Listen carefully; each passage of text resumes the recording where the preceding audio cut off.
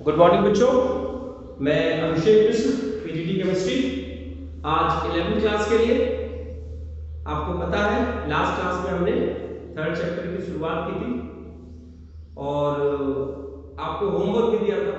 S block, P block, D block, F block की 5 characteristics आप लिख के रखेंगे, जिसमें इलेक्ट्रॉनिक कॉन्फ़िगरेशन ज्यादा इंपॉर्टेंट था।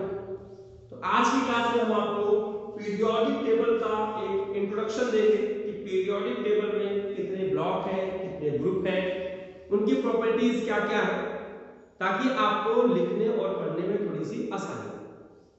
फिर अगली क्लास से हम वेरिएशन पे आ जाएंगे। एटॉमिक साइज में वेरिएशन कैसे होता है, आयनाइजेशन एंथैल्पी क्या होती है, इलेक्ट्रॉन गेन एंथैल्पी क्या होती है, इलेक्ट्रोनेगेटिविटी क्या होती है, हम उसके बारे में बात करेंगे। तो आइए देखते हैं पूरी पीरियोडिक टेबल 4 ब्लॉक्स में डिवाइडेड है। S block, E block, D block और एफ ब्लॉक। ये ब्लॉक कोई नई चीज नहीं है। एस, पी, डी और एफ ऑर्बिटल्स के बेसिस पर पूरी पीरियोडिक टेबल को 4 ब्लॉक्स में डिवाइड कर दिया गया। अब कैसे उसको समझेंगे ये अभी। अगर आप अपनी एनसीईआरटी में चेक करेंगे, आपको इस तरह की पीरियोडिक टेबल मिलेगी।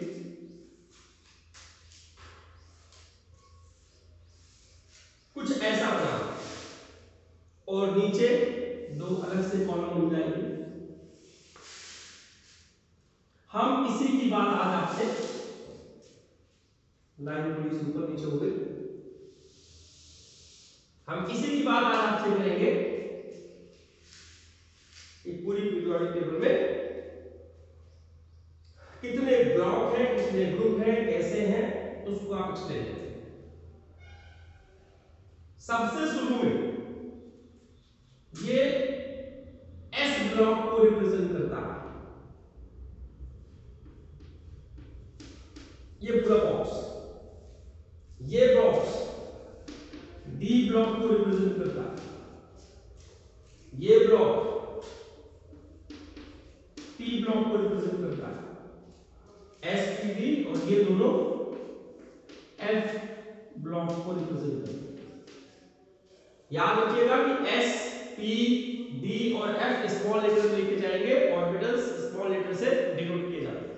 इसमें आप कैपिटल नहीं लिख सकते, इसका ध्यान रखिएगा। एस ब्लॉक में सिंपली 2 ग्रुप होते हैं, इसका कॉन्फ़िगरेशन S1, इसका configuration S2, 1s1, 1s2, 2s1, 2s2। फिर डी ब्लॉक में यानी ग्रुप नंबर 1 और ग्रुप नंबर 2 एस ब्लॉक के ग्रुप माने जाते हैं। आराम से समझिएगा, एनसीईआरटी पढ़िएगा। ग्रुप नंबर 3 से लेकर थर्ड ग्रुप से लेकर 12th ग्रुप तक के एलिमेंट डी ब्लॉक के एलिमेंट होते हैं, और इनकी जो शुरुआत होती है D1, D2, D3, D4, D5, D6, D7, D8, D9 और ये D10। तो D10 की जगह आपका 12 आएगा, D1 की जगह 12 ग्रुप डिटरमाइन करने के लिए। यहां पर 13 ग्रुप से शुरुआत होती है, 18 ग्रुप तक जाता है। ये P को रिप्रेजेंट करता है, 13 P1, P2, P3, P4, P5 और ये P6। P सब स्मॉल में है। P1 है तो 13 ग्रुप, P2 है तो 14 ग्रुप, P3 है तो 15 group, 16 group, 17 group and 18 group को लोग कैसे। F ब्लॉक की जब हम बात करते हैं तो ये 2 ग्रुप में फर्दर डिवाइडेड है। ऊपर वाले ग्रुप को कहते हैं लैंथेनॉइड्स और नीचे वाले ग्रुप को कहते हैं एक्टिनॉइड्स। इसको हम 4f सीरीज कहते हैं और इसको हम 5f सीरीज कहते हैं। कौन कौन से एलिमेंट आएंगे वो हम बात करेंगे। अभी हमने सिर्फ आपको ये दिखाया कि the whole periodic table is classified into 4 categories, S block, P block, D block and F block. अब हम इन सब की बात करते हैं। आपको पता है लिथियम, सोडियम, पोटेशियम, फिर रुबिडियम, सीजियम, फ्रांसियम। ये फर्स्ट ग्रुप के एलिमेंट का नाम है, ये आपको बाद में धीरे धीरे याद हो जाएगा। हम याद करते थे एक हाइड्रोजन भी है जिसका एटॉमिक कॉन्फ़िगरेशन होता है हाइड्रोजन का, तो उसको हाइड्रोजन को कहीं कहीं आपने देखा होगा बीच में रखा जाता है। ये आपको सेकंड ग्रुप में मैं ही पढ़ाऊंगा कि हाइड्रोजन की कुछ प्रॉपर्टीज फर्स्ट ग्रुप से मैच करती है, कुछ प्रॉपर्टीज 17 ग्रुप से मैच करती है, हैलोजन से मैच करती है। That is why it is not clear the position of hydrogen even in modern periodic table. That is why इसे यहां रिप्रेजेंट करते हैं। अब आप देख लीजिए इन सबको हम कैसे याद करते थे। आपकी उम्र में जब था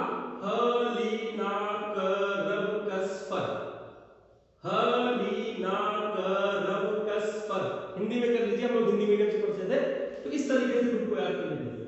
अब तो नई नई पीरियोडिक टेबल्स के चार्ट भी आ रहे हैं जिसमें पूरे ग्रुप को शॉर्ट में लिख के दिया हुआ है, तो याद करना आसान भी है। फिलहाल दूसरे ग्रुप की बात करें तो बेरिलियम, मैग्नीशियम, फिर कैल्शियम, फिर स्ट्रोंशियम, फिर बेरियम, फिर रेडियम। ये आपका सेकंड ग्रुप के एलिमेंट है। हमें सारी पीरियोडिक टेबल हमें भी नहीं याद है, लेकिन मैक्सिमम चीजें हम जानते हैं जो कि हमें जरूरत पड़ती है बच्चों को समझाने में, आपको समझने में। अब आप देखिए ये फर्स्ट ग्रुप का एलिमेंट है, सेकंड ग्रुप का एलिमेंट है, तो एस ब्लॉक की प्रॉपर्टीज क्या हो जाएगी? इसका इलेक्ट्रॉनिक कॉन्फ़िगरेशन या तो NS1 होगा या तो NS2 होगा। हम प्रॉपर्टीज की बात कर रहे हैं। अब अगर NS1 होगा तो उसको एल्कली मेटल कहेंगे, एल्कली मेटल। क्यों? क्योंकि इनके जो सॉल्यूशन होते हैं वो बेसिक नेचर के होते हैं, वाटर में सॉल्युबल होते हैं इनके बेस। इनका भी बेस वाटर में सॉल्युबल होता है, लेकिन इसको बोलते हैं एल्केलाइन अर्थ मेटल। ये जमीन के अंदर पाए जाते हैं। रिएक्टिविटी इनकी बहुत ज्यादा होती है। इनका ऑक्सीडेशन नंबर या तो +1 होगा या तो +2 होगा। They are strongly reactive, more reactive, because they have ability to lose 1 or 2 electron to complete their object. Strong metals पाई जाती हैं। एस ब्लॉक के एलिमेंट को, डी ब्लॉक के एलिमेंट को नॉर्मल ग्रुप एलिमेंट भी कहते हैं, क्योंकि ये नॉर्मली वही वैलेंसी शो करते हैं जो इनके आउटपुट में प्रेजेंट होती है। डी में ट्रांजिशन एलिमेंट और एफ में इनर ट्रांजिशन एलिमेंट। हम उस पर आते हैं धीरे धीरे, पहले इसको आप देख लीजिए। तो इसका ऑक्सीडेशन नंबर +1 या +2 और नीचे जाने पर रिएक्टिविटी बढ़ती है और ये वाले ग्रुप रेडियो एक्टिव होते हैं। एलिमेंट सॉरी फ्रांसियम और रेडियम। रेडियम की तो घड़ी भी होती है जो अंधेरे में चमकती है, आपने देखा होगा। अल्फा बीटा गामा पार्टिकल्स निकलते हैं उसमें से, जिसके कारण उसमें चमक होती है। ये 4-5 प्रॉपर्टीज हो गई। पी ब्लॉक में आ जाइए, तो पी ब्लॉक का जो इलेक्ट्रॉनिक कॉन्फ़िगरेशन है NS2 Np 1 से लेकर 6 तक। 1 - 6 नहीं है, 1 से लेकर 6 तक। 1 भी हो सकता है, 2 भी हो सकता है, 3 भी हो सकता है, 4 भी हो सकता है, 5 भी हो सकता है, 6 भी हो सकता है। अब इस group, this is the only group, metal भी है, नॉन मेटल भी है, मेटलॉइड भी है, सारे ग्रुप इसी में है। ग्रुप 13 से लेकर 18 तक पी ब्लॉक के एलिमेंट कहे जाते हैं। डेफिनेशन भूल गया। Those elements in which last electron enters in s orbitals are called s block element। Example देख लीजिए, मैग्नीशियम लास्ट इलेक्ट्रॉन कहां जाएगा? 1s2 2s2 2p6 3s2 last electron किस ऑर्बिटल पे गया? s ऑर्बिटल पे, s ब्लॉक एलिमेंट्स। और अगर यही लास्ट इलेक्ट्रॉन p ऑर्बिटल में चला जाए तो 1s2 2s2 2p3, so this is called p block element। last electron enters in p orbitals, p block element। last electron if enters in d orbitals, d block element। if enters f orbitals, f block element। Simple सा। 4f में गया lanthanoid, 5f में गया actinoid. आइए बात करते हैं। तो पहली प्रॉपर्टी इलेक्ट्रॉनिक कॉन्फ़िगरेशन ये है। दूसरी प्रॉपर्टी कि ग्रुप 13 से लेकर 18 तक ये होता है। तीसरी प्रॉपर्टी मेटल भी है, नॉन मेटल भी है, मेटलॉइड भी है। चौथी प्रॉपर्टी 18 ग्रुप के एलिमेंट को नोबल गैस कहते हैं। क्या कहते हैं? Noble gas. क्यों कहते हैं? क्योंकि इनका ऑक्टेट पूरा होता है और इनमें रिएक्शन करने की कैपेसिटी नहीं होती, न तो इलेक्ट्रॉन लेते हैं न तो इलेक्ट्रॉन देते हैं इन नॉर्मल कंडीशन। इसका जो हो जाएगा, पहले तो हीलियम नंबर 2 पे, हीलियम के बाद नियॉन, आर्गन, क्रिप्टॉन, जीवन। xenon, radon। Helium, neon, argon, krypton, xenon, radon last class में डिस्कस किया था हमने। अब 15 ग्रुप एलिमेंट्स को हैलोजन कहते हैं क्योंकि वो सॉल्ट फॉर्मिंग एलिमेंट होते हैं। Halogens means salt forming, hello मतलब सॉल्ट, जेन्स मतलब प्रोड्यूसर। इसका जो है फ्लोरीन, क्लोरीन, ब्रोमीन, आयोडीन सब जानते हैं बहुत सारे बच्चे। और एस्टाटीन ये रेडियोएक्टिव एलिमेंट, लास्ट वाले रेडियोएक्टिव सारे आ जाएंगे, ये इसकी लाइन से ये मैच कर रहा है, ठीक है। अब P4 का मतलब 16 ग्रुप, 16 ग्रुप के एलिमेंट को चाल्कोजेंस कहते हैं। रॉक्स में पाए जाते हैं ये, ओर्स में पाए जाते हैं ज्यादातर।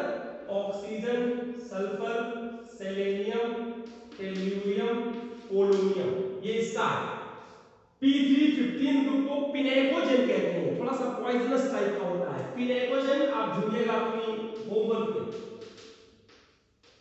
पिनेकोजेंस, ये था चाल्कोजेंस, चाल्कोजेंस। और ये था 15 ग्रुप को क्या बोलते थे, हैलोजेंस, हैलोजेंस। समझिएगा इस चीज को। तो इसका जो ग्रुप का एलिमेंट है नाइट्रोजन, फास्फोरस, आर्सेनिक, एंटीमनी। अब boron, carbon, boron, aluminium, gallium, indium और थैलियम। और कार्बन, सिलिकॉन, जर्मेनियम, टिन और लेड। ये सारे डी ब्लॉक के एलिमेंट्स हैं, मुझे उनका नाम पूरा याद है। डी ब्लॉक में अगर बात करते हैं तो आपको पता है scandium, titanium, vanadium, chromium, manganese, Fe, cobalt, nickel, cobalt के बाद निकिल, कॉपर और जिंक।